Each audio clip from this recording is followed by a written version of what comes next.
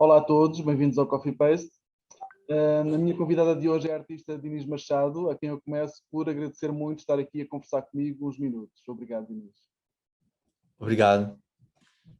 Gostava de perguntar, e é uma pergunta que eu tenho feito a quase toda a gente, devido aos tempos que atravessamos, enquanto artista, como é que tens vivido este último ano e tal? Nós vivemos de pandemia já, como é que tem sido para ti? Sim, acho que houve várias fases, mas na verdade, quando começou a pandemia, eu tinha acabado de circular uma peça de grupo que se chamava Normcore, que tinha estado a circular entre a Suécia, a Inglaterra e Portugal, foi apresentada também na ZDB.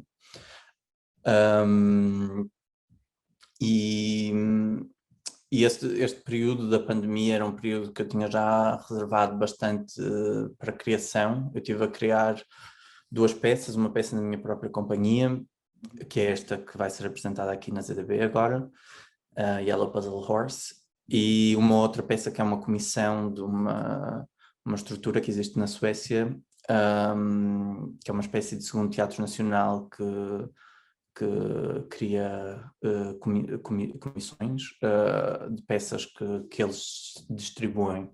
Essa peça, que se chama Monster of Moss and Metal, está adiada agora para 2022. E Yellow Puzzle Horse acabamos por conseguir estreá-la agora em abril, na Suécia, em Estocolmo, e depois foi apresentada também em Gotemburgo. E agora estamos aqui a apresentá-la com a ZDB. Então este período da pandemia para mim foi, a nível de plano de trabalho, eu tive algumas performances que foram canceladas, mas o grande peso deste período era um peso de criação. Então eu acho que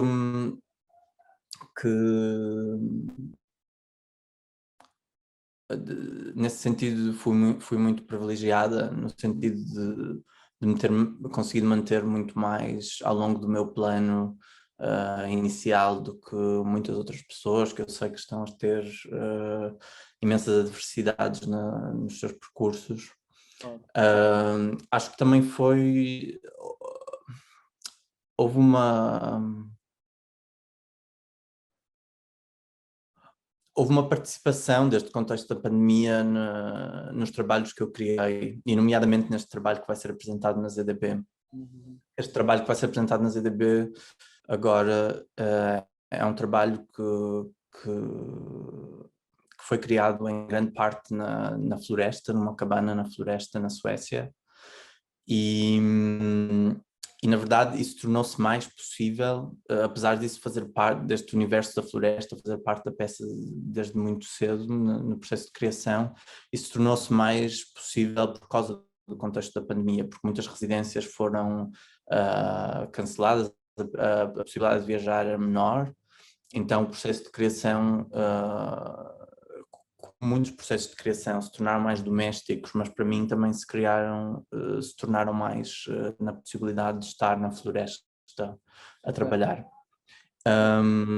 E o trabalho revolve em grande parte sobre o que é que significa ser uma identidade queer, ser uma pessoa queer na floresta, quando estamos...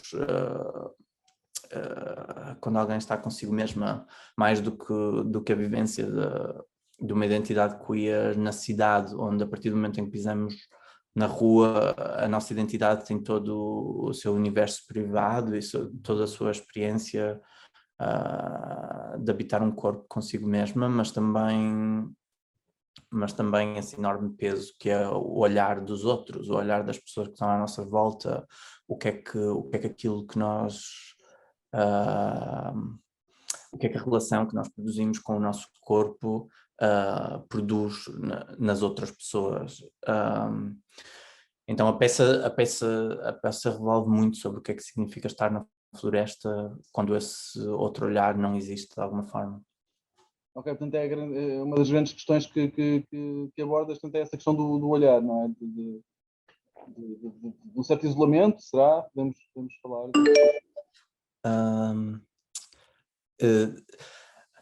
Não sei se falaria de isolamento. Eu acho que a questão de estar sozinha na floresta, viajar sobre a floresta, há todo um lado de...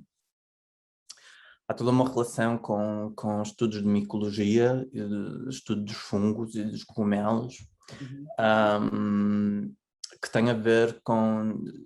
Houve uma altura geológica, uma idade geológica, onde aconteceu um fenómeno em que determinados tipos de madeira, determinados tipos de árvores, não tinham nenhum organismo no planeta que os decompusesse. E a certa altura houve alguns tipos de fungos que realizaram uma mutação e que começaram a degradar esta madeira, porque até aí há uma idade geológica em que certos tipos de madeira se estavam só a acumular. Isto é possível ver quando existem aqueles cortes que nós vemos, que estudamos na escola. E assim. E a mim existe esta relação com a micologia e com os fungos enquanto organismo que é o único organismo que é capaz de compor determinado tipo de matérias, mas também em geral com a floresta enquanto espaço onde existe onde se torna muito evidente uma espécie de uma circularidade em que a mesma matéria se torna numa árvore e é decomposta e depois se torna numa planta e onde cada organismo mais do que a sua objetividade palpável se torna muito óbvio enquanto uma organização de matéria. É como se esta matéria fosse tomando formas e devolvendo-se a uma certa abstração e tomando novas formas, e também lançar um olhar ao que é que estas coisas são num espaço intermédio, quando uma árvore está meio decomposta, meia com um fungo a crescer nela. Esta matéria é um fungo, é uma árvore, ou é esta abstração, esta composição abstrata que acontece no meio dela. E há uma relação para mim que existe, ou há uma relação que se estabelece na peça entre esta matéria em constante mutação, entre esta matéria num estado de estar no meio entre duas coisas, que acontece como uma espécie de paralelo em relação a uma identidade queer que se passeia na floresta. Podes-nos falar um pouco do papel da música nesta peça, a música da Odete, tanto quanto sei? Sim. A música é uma música original criada pela Odete, a banda sonora. Sim, é a primeira vez, na verdade, que eu peço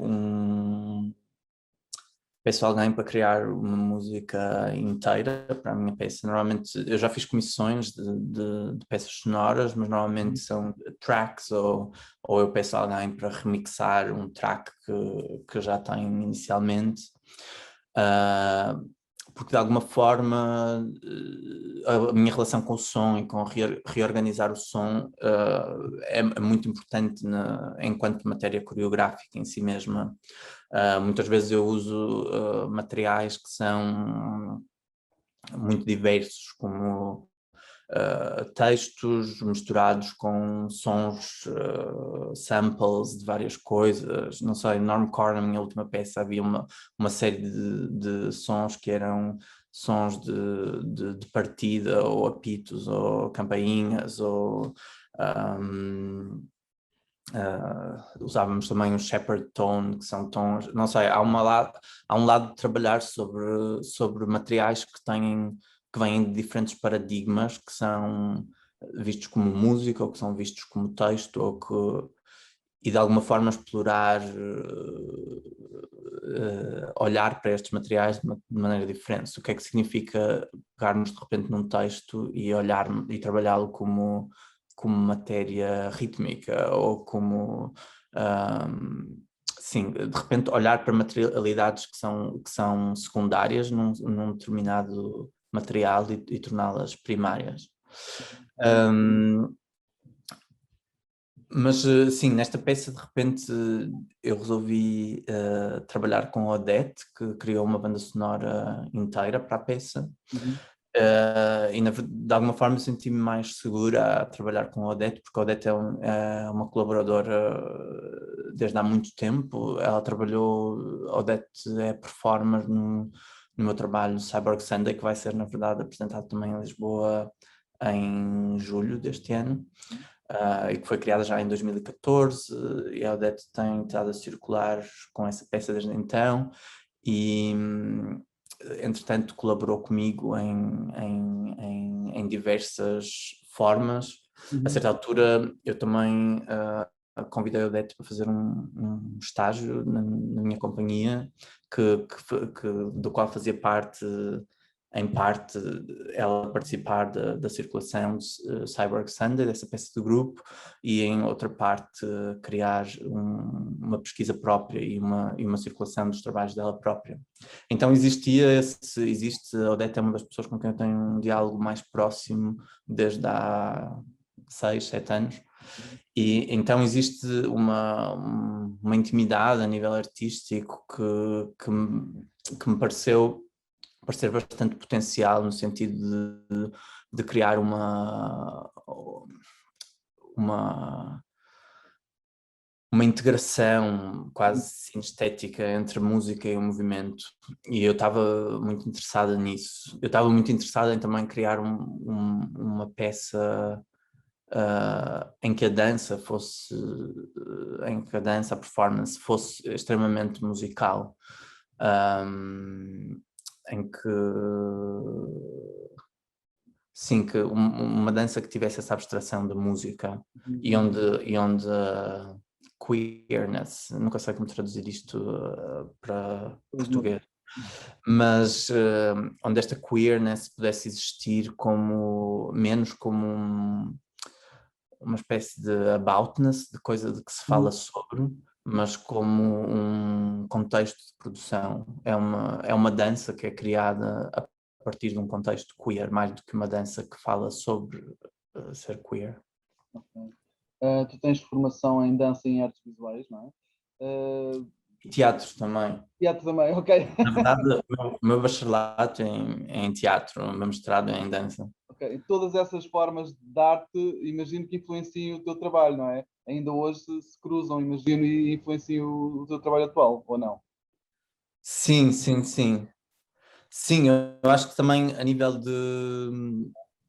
sim, de várias maneiras. Por um lado, a nível de perspectiva, de ponto de vista, porque o que significa ter estudado em escolas de contextos tão diversos também significa que os meus pares, que as pessoas com quem eu estabeleço diálogos, com quem eu me torno em contacto, pessoas que foram fazendo parte da minha vida ao longo do tempo, vêm de contextos muito diversos e às vezes conversar sobre coisas, sobre espetáculos, sobre interesses com pessoas que estão mais associadas ao meio do teatro, ou que estão mais associadas ao meio da dança, ou que estão mais associadas a artes visuais. Elas têm perspectivas muito diferentes sobre coisas diversas. É muito interessante porque, de alguma forma, a dança e o teatro atravessaram os mesmos períodos, os mesmos movimentos artísticos, de alguma forma, mas de formas completamente diversas. Sim, a dança e o teatro e as artes visuais resolveram os problemas da história da arte de maneira, ou não sei se resolveram é a palavra, se calhar metabolizaram as questões da história da arte de formas muito diversas. Então, de repente, sim, eu sinto que me encontro um bocado no meio de todas essas narrativas e